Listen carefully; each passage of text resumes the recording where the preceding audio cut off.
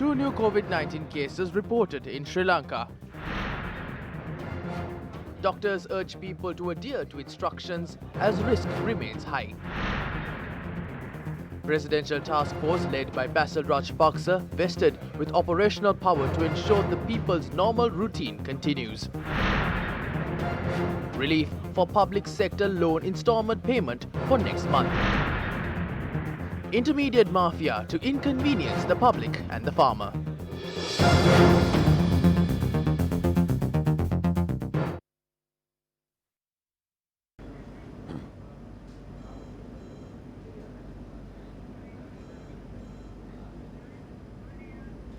Welcome to Primetime News on TV1. Now, social distancing is vital when it comes to preventing the spread of the COVID-19. Health experts believe that an affected person can spread the virus among 500 people within 30 days. But this threat could be minimized by 2.5% if we practice social distancing at least for up to 70%. The responsibility of maintaining social distancing lies with you and I. Now, keeping that in mind, the curfew imposed in 16 districts was lifted for 8 hours today, and these were the scenes witnessed in those districts. People who gathered at the Kandy Municipal Central Market were not seen adhering to the directives issued by health authorities.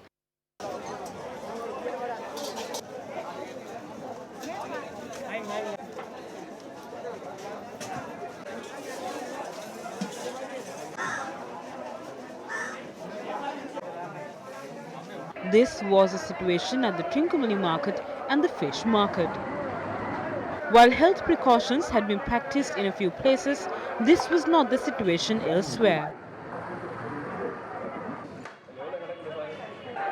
Residents of Ampara gathered outside stores to purchase essential goods. Long queues were seen outside banks and few stations as well.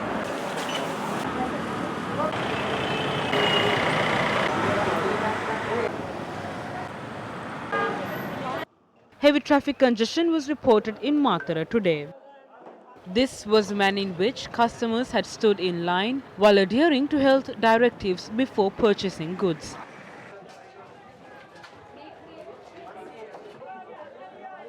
Residents of Bibile arrived in the town to fulfill their requirements. However, health directives were not followed in certain places.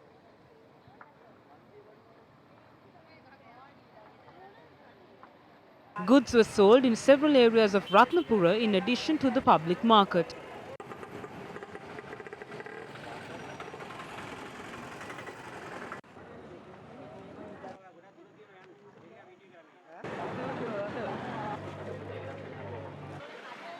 Long queues of people were witnessed outside banks in Anuradhapura.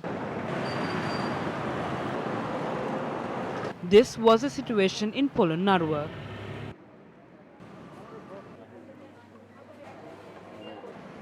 While long queues were witnessed outside certain stores in Kurunagala, our correspondent said that there was a shortage in salmon and dal in many stores. This was the situation in Alpitia today. People who flocked to the fish market in Hambantota were not seen adhering to health precautions. Now, that was a situation in areas where the curfew was lifted. It is important to remember that adhering to the instructions of the health authorities is very, very important. Taking a look at our neighbor, India, the situation there is quite different. Baton-wielding police in India beat offenders caught breaking the lockdown rules after Prime Minister Narendra Modi ordered a 21-day nationwide lockdown in a bid to curb the spread of the COVID-19.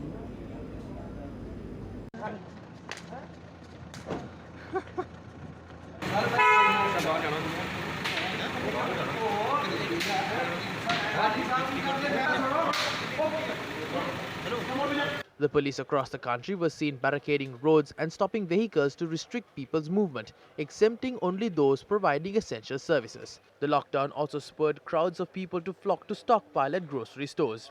In the capital city, Delhi, government distributed free food to destitute people and daily wage laborers who are facing a crisis due to the new stringent rules to curb the virus. We are now joined by Karthika Urban reporting for News First all the way in Kerala, India. We are on day 2 of nationwide lockdown here in India. It's around 5:15 p.m. right now. Today, Financial Minister has announced relief schemes aimed at reaching out to the poor and several measures to take care of the people who are at different lines of COVID-19 defense. Meanwhile, several e-commerce companies are reported to be resuming back on their services like grocery deliveries, post ensuring the safety of their delivery executives. Reporting from India, this is Karthika for News First. Thank you, Karthika. The curfew imposed in the Colombo, Gampaha, Kalutere and the Jaffna districts will be in effect until further notice. The curfew, which was lifted in 16 districts at 6 a.m. today, was reimposed at 2 p.m. The President's Media Division said that the curfew in these districts will be in effect until 6 a.m. on Monday and will be reenacted at 2 p.m. on the same day. Meanwhile, the curfew in the Puttalam, Vaunia, Mannar, Kilinochchi and Mullaitivu districts will be lifted at 6 p.m. tomorrow before being reimposed at 2 p.m. The President's Media Division announced that the curfew in these districts will then be in effect until 6 a.m. on Monday before being reenacted at 2 p.m. on the same day. Meanwhile, the curfew imposed in the high-risk zones, namely Colombo, Gampaha and Kalutara and also Jaffna, will be in effect until further notice. The President's Media Division said that although the curfew in all districts in the northern province was scheduled to be lifted at 6 a.m. tomorrow, a decision has been made to extend the curfew in the Jaffna district considering the prevailing situation. The police has issued a set of hotlines through which the public will be able to make queries on issues concerning the current situation. The numbers are 119 or 011 244 4480 or 011 244 4481. How is the general public coping with the curfew restrictions, especially when it comes to food, medicine and other essential items? Although the government has said that necessary measures have been taken in this regard, some claim that these measures have not been successful. The Manning Market in Fort resumed business operations early this morning. However, retail and wholesale traders who had arrived from other areas complained that vegetables were sold at unreasonable prices. Farmers sell their products at low prices, but at the market they sell these products for twice the cost we sell these products for. How can we sell our products? We have so many costs to bear. We must pay for transport, for parking. We must sell a kilo of onions at 400 rupees. A kilo of green chilies is 400 rupees. But if you buy at 400 rupees from farmers, at what price could we sell? Could we sell a kilo for 1000 rupees?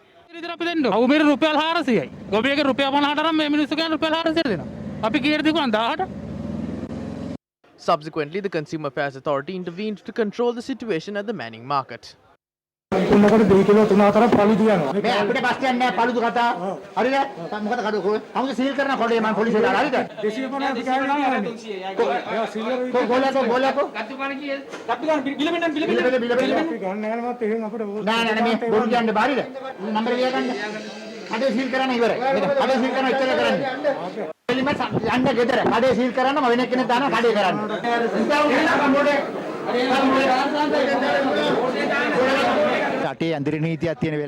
We were informed that several traders were attempting to loot the public by selling goods at higher prices while curfew restrictions were in effect. This is why we visited the market early morning. We have identified a few of them as well. I gathered the business community here and informed everyone that goods must be sold at fair and reasonable prices, and if they fail to do so, we will take legal action against such factions. This issue has been resolved and all traders agreed to comply with our instructions. We will impose a price cap for the main vegetables. Traders will be compelled to sell vegetables at these prices. Legal action will be taken against those who fail to do so.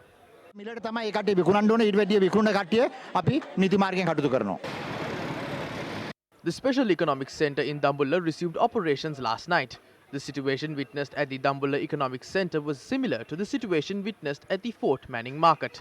Vegetables were sold at higher prices to traders who had arrived from other provinces. Certain farmers sold their produce outside the market due to the heavy congestion that prevailed inside the Dambulla Economic Center.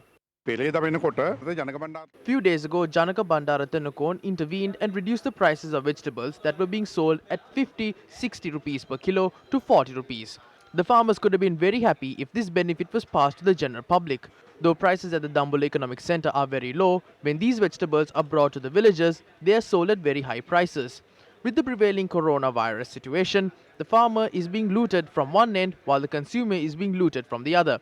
We propose that a proper mechanism should be in place to address this issue. They have the ability to further reduce the price of rice. Owners of large mills keep the margin of more than 25 rupees for each kilo of rice sold. At a time like this, rice should be sold at a reasonable price. There is a price formula for rice as well. The price of rice is lower even if we use this formula. හාල් මිල මීට වඩා අඩුවෙන් දෙන්න පුළුවන්කම තියෙනවා. Meanwhile, the opening of a shop located in the Eluvilla junction in Panadura, large crowds gathered to purchase food items. Our correspondent said the owner of the shop was subsequently arrested due to opening the shop. බඩු ගේනෝ කියලා මේ කිව්වට මාධ්‍යෙන් ඔය කිසිම තැනක බඩු ගෙනාවේ නැහැ. Meanwhile, the trading at the fish market in Paliagoda was open today for wholesale traders. This measure was taken to prevent the general public from gathering. Our correspondent said the wholesale price of a kilo of fish was between 250 and 300 rupees. The presidential task force led by Basil Rajapaksa has been vested with the operational power to bring the livelihoods of the people back to normalcy.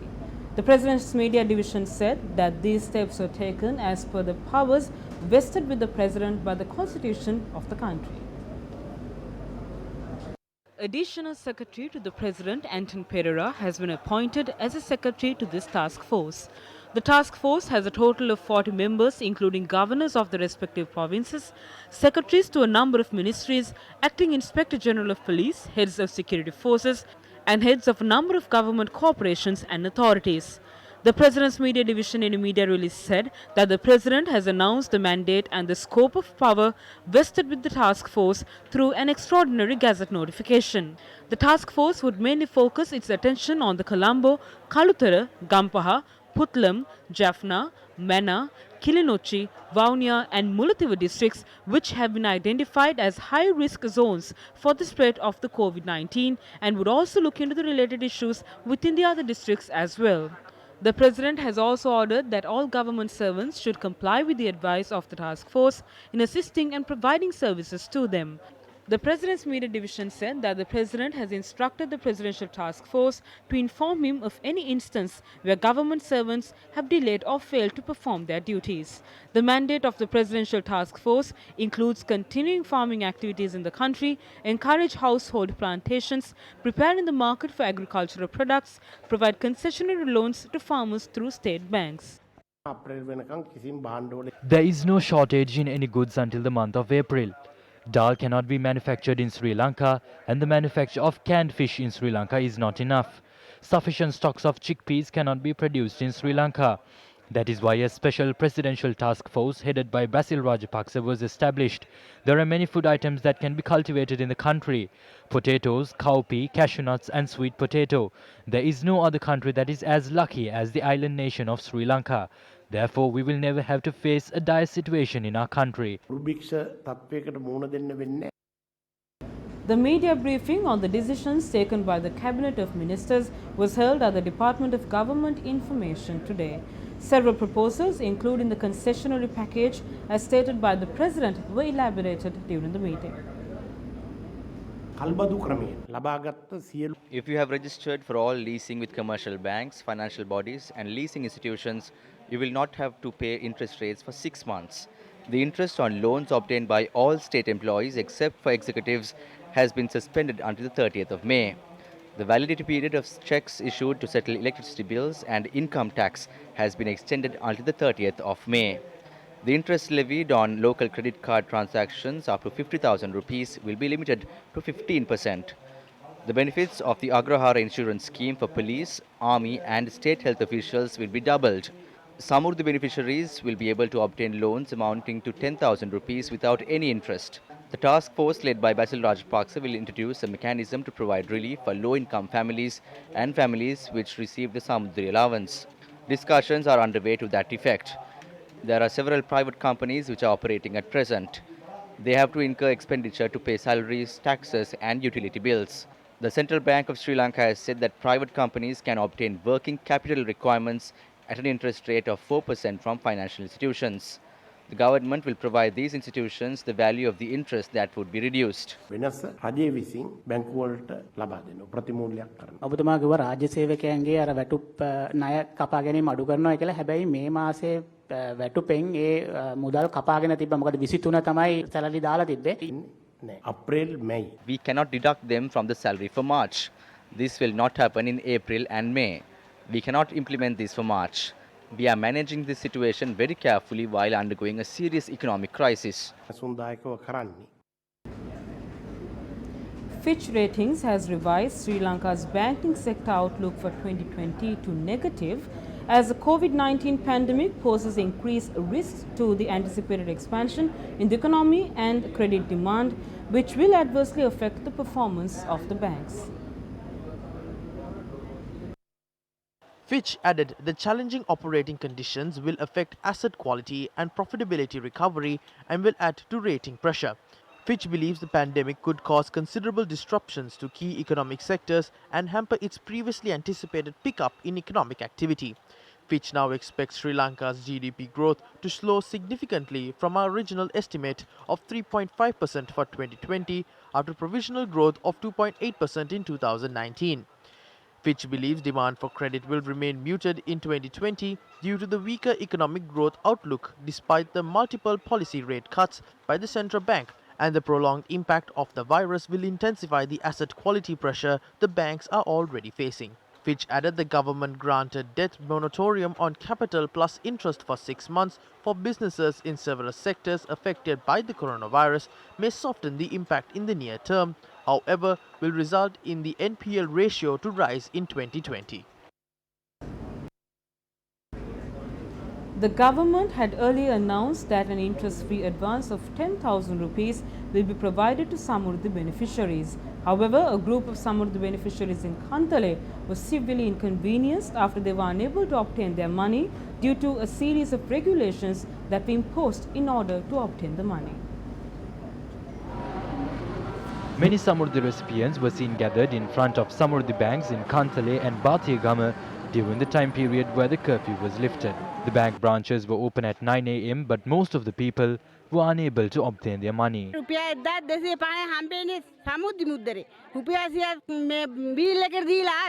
උදේ 7ට පොලිමට ආවේ. සල්ලි දෙන්න 11 වෙනකන් 9ට බැංකුව ඇරියේ. තවමත් මම දෙවෙනියට ආපු මිනිස්සයා දෙවෙනියට පොත දුන්නේ තාම සල්ලි දුන්නේ නැහැ. A tense situation arose when the Samurdhi recipients were informed that they cannot claim the 10,000 rupees they were promised by the government. This is the situation that arose near the Bathiyagama Samurdhi Bank. A few moments later, officers attached to the Kantale police station came to the location. The Samurdhi Development Department has issued a circular. According to this circular, a set of instructions have been given to initiate the concessionary loan scheme method. This is not an allowance. This is being given as a loan along with a grace period of 6 months. But this is under a condition. If you obtain a loan of 10,000 rupees, you have to have 8,000 rupees in your account. Samurdhi recipients have not understood this. We have prepared the applications and everything is ready to pay the loans. Afterwards, the secretary rang a Samurdhi officer.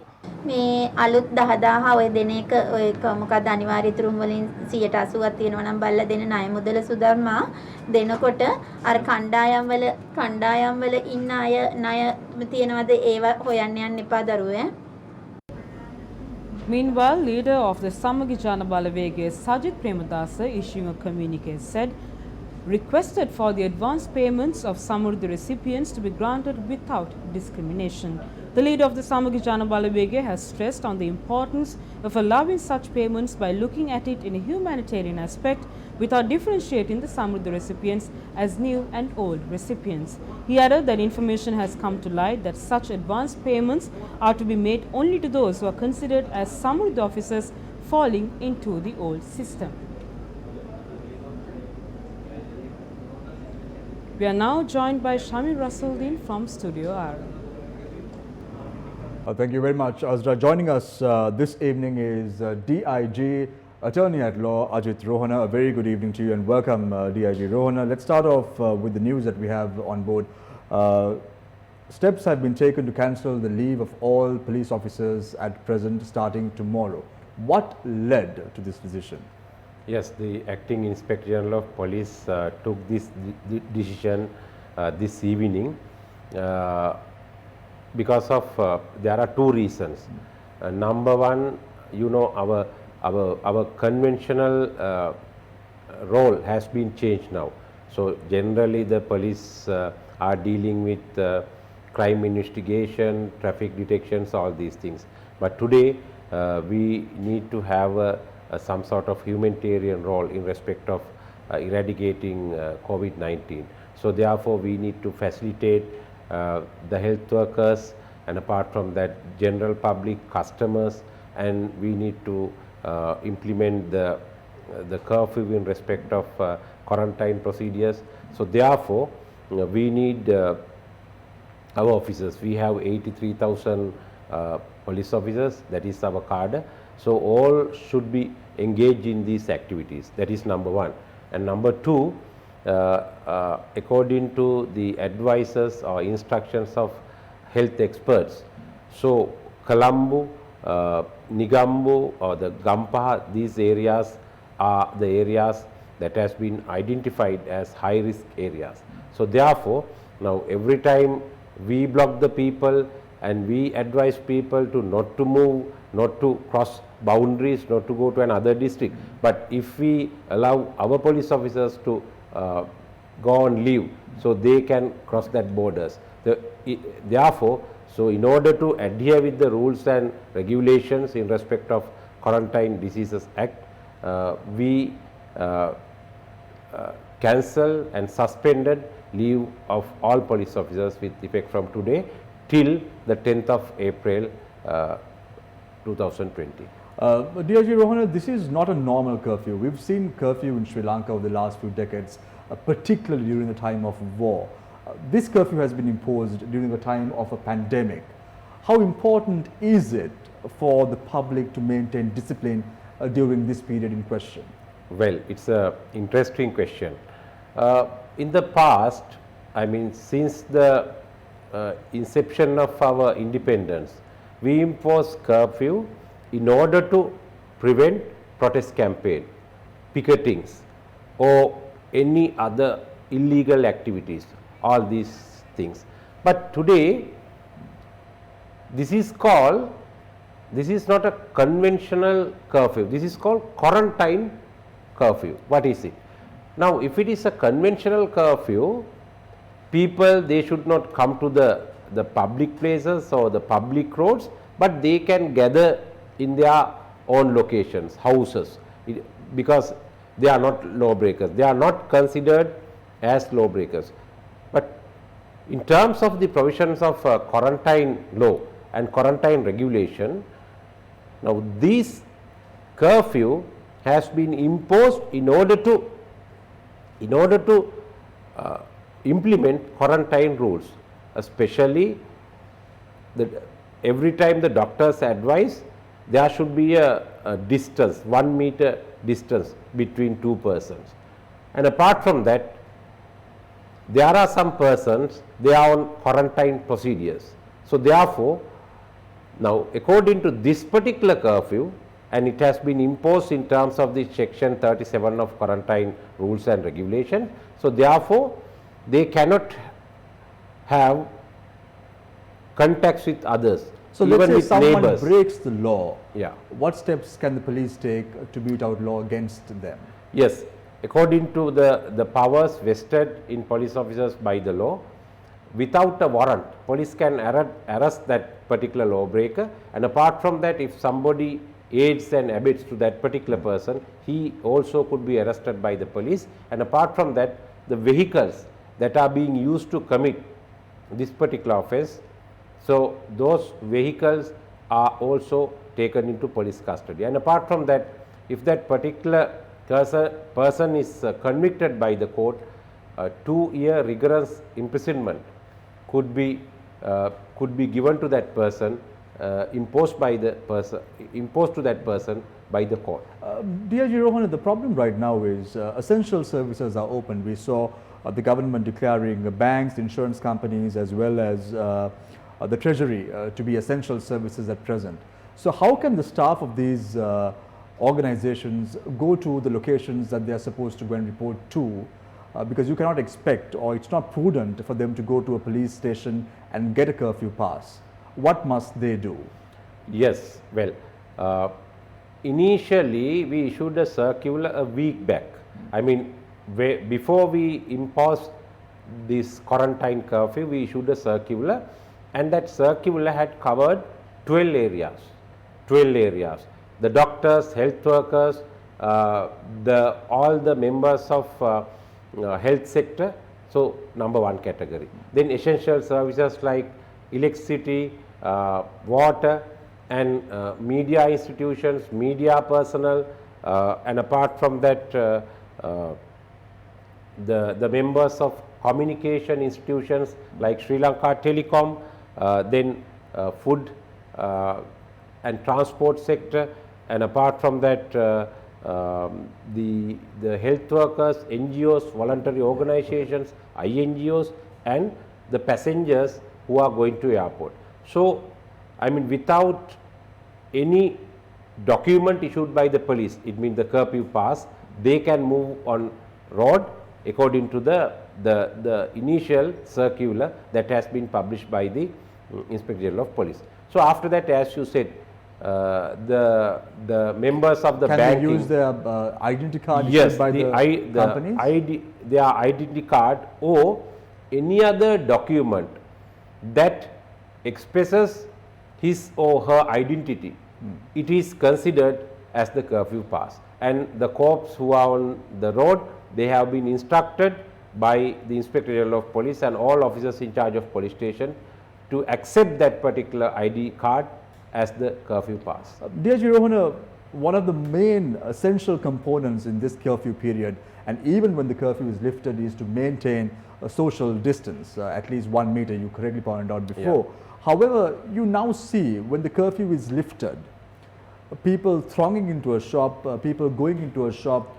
Do you see the role of the police in this instance? What must they do in order to make sure that discipline is imposed amongst the people, because Sri Lankans forget very quickly? Yeah, that is the situation. This is very pathetic situation, and every time when I am seeing these video footages, I am repenting. I am repenting every time. Why? So, I have been instructing, I have been advising general public that you need to keep this social distance, 1 meter distance. But I mean, yesterday, today, and 2 days back when this curfew was lifted, we observed in the morning when they are on the queue, so definitely they keep that gap distance. But once they go into a boutique or a supermarket, so every time they did not adhere with the rules and regulations of quarantine. So, therefore, now in the future, we have a special plan to implement the areas where the public movements are allowed. I mean, the curfew, where the periods, the curfew is lifted. Especially, we have a plan to deploy police officers in mufti, plain clothes, to identify these persons, and apart from that, we are going to arrest them. And because now we are, especially, I think in couple of days time, in some areas we are going to lift the curfew. Rohana, very quickly before we wrap up, we have a limited time frame for this interview. You saw in India the police taking very stringent measures, going to the extent of assaulting individuals to make sure that they stay at home. I'm not suggesting that the Sri Lankan police have to do it, but are we seeing something of this sort at least being imposed, not to this extent, but at least taking them and arresting them in a situation of this sort in the next few days or so, at least? Acting IGP, my IGP, and I, we were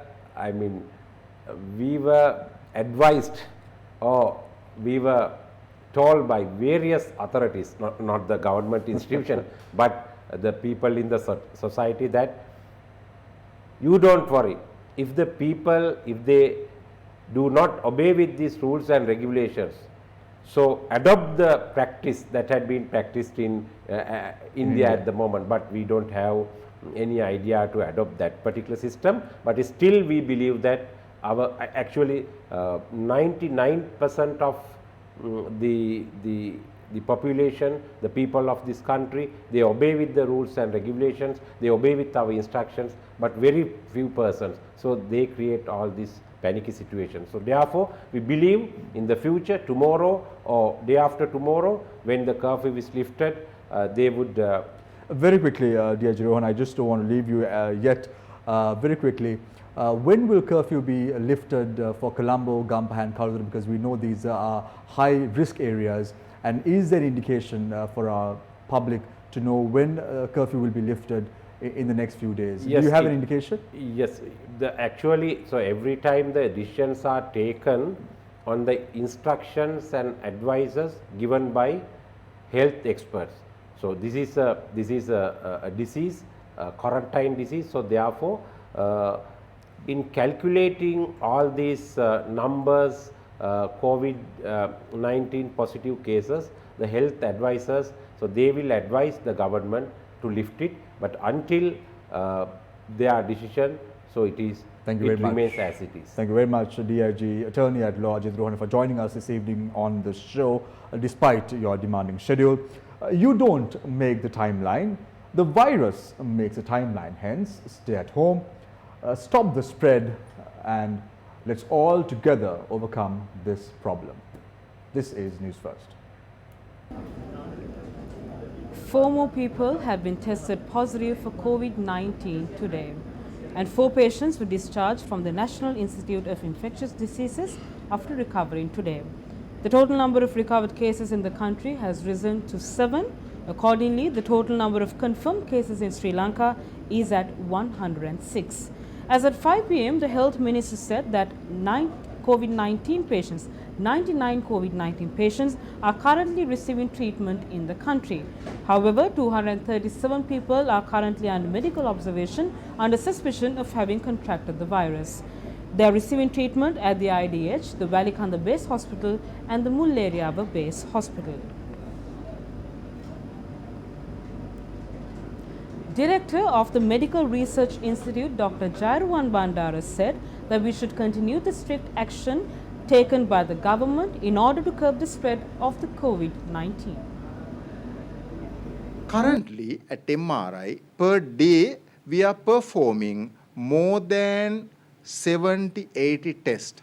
At the beginning of this infection, even out of 20 tests or 20 samples, we found more than 5-6 samples are positive. That is how the number of patients escalated up to 102. At the moment also, 3 patients have been cured and discharged from the hospital. You can understand that. That means our treatment and management of the patients are in perfect condition and we are using correct measures. This infection will stay in our country most probably more than 3 months. We are controlling this disease very well, but we can't palm off the hold or grip that we are maintaining. People has to obey and listen and follow the instruction that are given by the Ministry of Health with the scientific and technical evidence. Don't forget, the 98 people are there in the hospital who are having infection in their systems. They can infect millions of people in this country if they don't behave safely. Follow the government rules and regulations, behave in a correct manner, and support us to combat this disease. You have to obey these commands minimum another 3 months. If you behave safely, you can celebrate the new year. Otherwise, you will have to celebrate something else. The Government Medical Officers Association continued to warn that the risk of COVID-19 spreading in the country remains. As of now, we have found 100 patients, but that can be up to 400. With the involvement of all groups, as of last night, we saw an increase from 19,000 to 22,000 in terms of people who engaged with patients, and they are now being quarantined. If that 400 we predict is among this number, we can assume that we have delayed the spread of this disease significantly. We know how in such a situation the medical staff in countries like Bulgaria are resigning. In England, some medical staff are refusing to return to hospitals, but in Sri Lanka, the nurses, the public health inspectors, and even our minor staff, none of them have refused to come in for service. We must commend them. The Triforces are also playing a vital part in identifying these patients. Public confidence has grown with no patients being reported yesterday about the fact that this disease hadn't spread in our country. That is a wrong assumption. Until the 7th of April, we are at risk. We cannot order anyone. We can either accept or refute facts. The whole country must understand this. That understanding is what will bring us success as a country. සාර්ථකත්වය කියලා අපි යම් දවසක කතා කරමු. Sri Lankan students living in India are experiencing difficulties due to the nationwide lockdown. We spoke to them earlier to inquire into their situation. හැත්තෑවකට අධික සිසුන් පිරිසගෙන් කිහිප දෙනෙකු WhatsApp ඔස්සේ මේ පිළිබඳව තොරතුරු ඔබ වෙත ගෙනෙන්නට මුලින්ම චතුර ඉන්නවා අපිත් එක්ක චතුර අපිට පැහැදිලි කරලා දෙන්න මේ වෙද්දී ඔයගොල්ලෝ මුහුණ පාලා තියෙන අපහසුතාවය පිළිබඳව. අතරම ඉන්දියාවේ කොල්කතා ප්‍රාන්තයේ නැෂනල් ඉන්ස්ටිටියුට් ඔෆ් හෝමියෝපැති වෛද්‍ය විද්‍යාලයේ මේ වෙනකොට වෛද්‍ය ශිෂ්‍යයන් 23 දෙනෙක් පමණ ලංකාවට ඒමට නොහැකිව සිටිනවා. දේශීය වෛද්‍ය අමාත්‍යාංශයට වගේම ශ්‍රී ලංකාවේ තානාපති කාර්යාලයට මේ වෙනකොට දැනුම් දීලා තියෙනවා මේ සම්බන්ධව. ඔවුන් කියලා තියෙනවා අපිට හැකි දේවලක් ගන්නම් කියලා. ඉතින් අපි ශ්‍රී ලංකා රජයෙන් වගේම අධිකරු ජනාධිපතිතුමාගෙන් ඉල්ලා සිටින්නේ මේ අවස්ථාවේදී හැකියාවක් තිබෙනවා නම් අපිව නැවත ශ්‍රී ලංකාවට ගෙන ගැනීමට කටයුතු කරන ලෙස. ඔව් අපිත් එක්ක මේ වෙලාවේදී WhatsApp ඔස්සේ සම්බන්ධ වෙන උමේෂ් ඔබ ඔඩිෂා ප්‍රාන්තීය විශ්වවිද්‍යාලයක අධ්‍යාපනය ලබන සිසුවෙක් ඔබත් සමග තවත් සිසුන් 40කට ආසන්න පිරිසක් ශ්‍රී ලංකාවට පැමිණීමට නොහැකිව ඉන්දියාව සිට වී සිටිනවා. ඉතින් උමේෂ් අපිට කියන්න ඔබ මේ පත්තු තිබෙන අසීරුතාවය සම්බන්ධයෙන් අපි ශ්‍රී ලංකා තානාපති කාර්යාලයට දැනුවත් කරා. ඒගොල්ලෝ කිව්වා ඒගොල්ලෝන්ට හැකි සෑම බියරම් ගන්නවා කියලා. අපේ ශ්‍රී ලංකා රජයෙන් ඒගොල්ලන්ට මොකක් හරි බියරක් ගත්තොත් ඒක ලොකු සහනයක් වෙයි. මේෂ් වගේම රවින්ද්‍ර භාරති විශ්වවිද්‍යාලයේ ඉගෙනුම ලබන සිසුන් ශ්‍රී ලංකේය සිසුන් පිරිසකුත් යලිත් දිවයිනට පැමිණීමට නොහැකිව අසීරුතාවයට පත්ව තිබෙනවා. සචින් අපිට පැහැදිලි කරන්න ඔබ විශ්වවිද්‍යාලයෙන් ඔබට මේ වෙද්දී මොන වගේ උපදෙස්ද ලැබෙන්නේ මේ පනවා ඇති ඉන්දියාව වසා දැමීමේ තීරණයක් සමග? අපිට දැන් විශ්වවිද්‍යාලයෙන් කියලා තියෙනවා විශ්වවිද්‍යාලයේ අපේ හොස්ටල් වලින් එළියට යන්න දෙන්නේ නැහැ. අවශ්‍ය පහසුකම් නම් විශ්වවිද්‍යාලයෙන් සපයන්නේ නැහැ. අපි දැන් දැනට බඩු ඔක්කොම ගෙනල්ලා තියාගෙන ඉන්නවා. සතියකමාරකට සතියකට විතර හරියන්න බඩු තමයි අපි ගාව තාම දැනට ගෙනල්ලා තියාගෙන ඉන්නේ. සමහර ප්‍රදේශවල විශ්වවිද්‍යාලවල ළමයින්ට කියලා දෙනවා මේ හොස්ටල් වලින් අයින් වෙන්න කියලා. The international aspect when it comes to the COVID-19, Spain's death toll from the COVID-19 epidemic has risen to over 4,000. Some 655 fatalities were recorded over the past 24 hours, down from over 700 yesterday. Reporter Newsfirst, Sashan Mohammed joins us from Spain. The overall number of COVID-19 cases soared to 56,188 from 47,610 as the number of reported deaths reached 4,089. Spain has been on lockdown since the 14th of March and has extended the state of emergency until the 11th of April. Spain has overtaken China as the second worst hit country by COVID-19. The government is taking necessary measures to control the spread of the virus. People are encouraged to work from home and can only leave the house for essential travels to a supermarket or pharmacies. By now, people are aware of the seriousness and taking necessary measures to protect themselves and people around them. Spain extended its lockdown today until at least the 12th of April.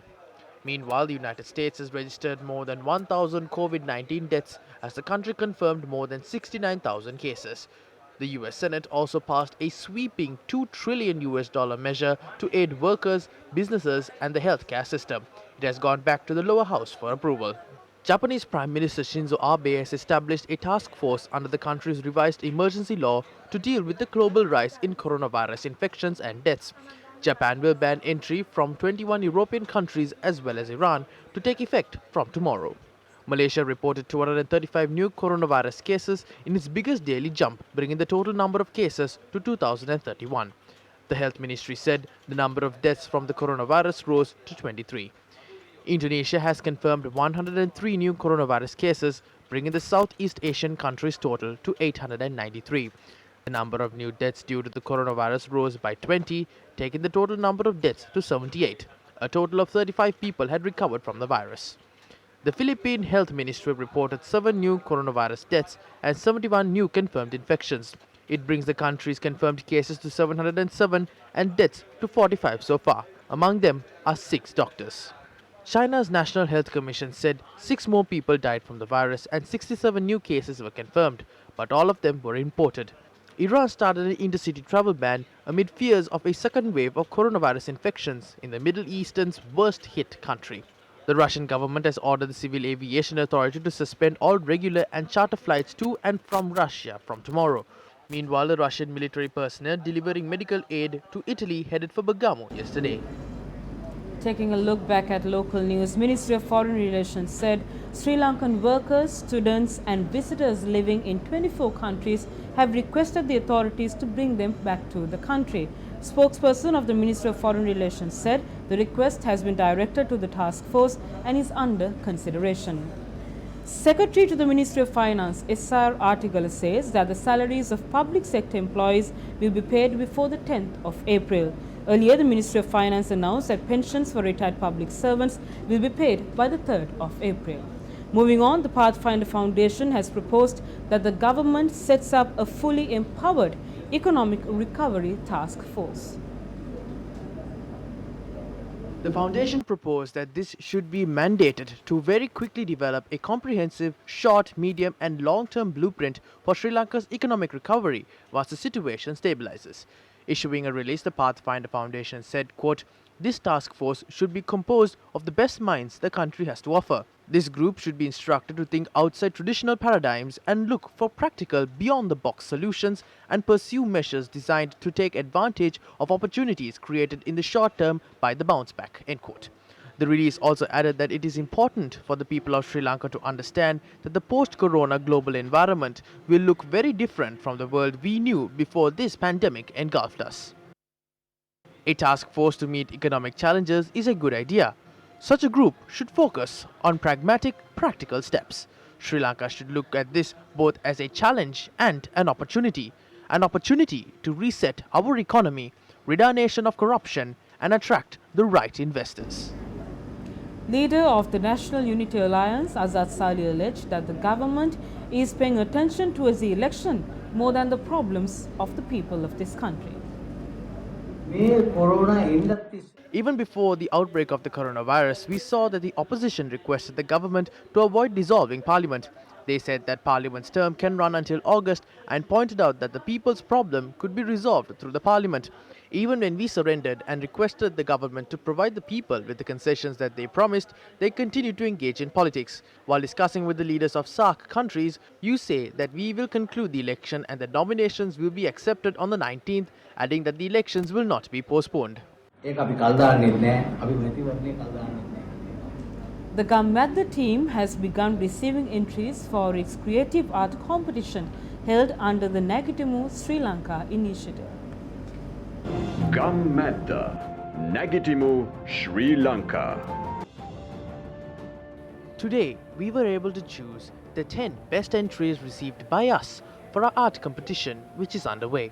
The best artwork was chosen by Jagat Padmasiri, a lecturer at the University of the Visual and Performing Arts, and Ravindra Tennuvara, a lecturer at the Maharagama National College of Education.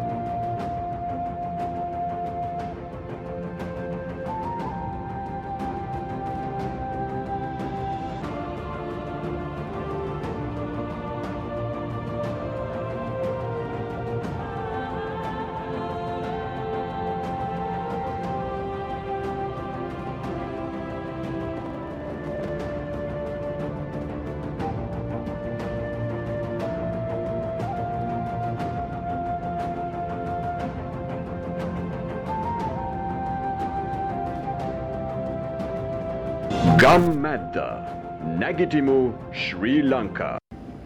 And that's the wrap of this edition of Primetime News. For the Newsfirst team, I'm Mazra Hassan. We thank Brian D. Cruz for interpreting our news for you tonight. Take very good care of yourself and good night.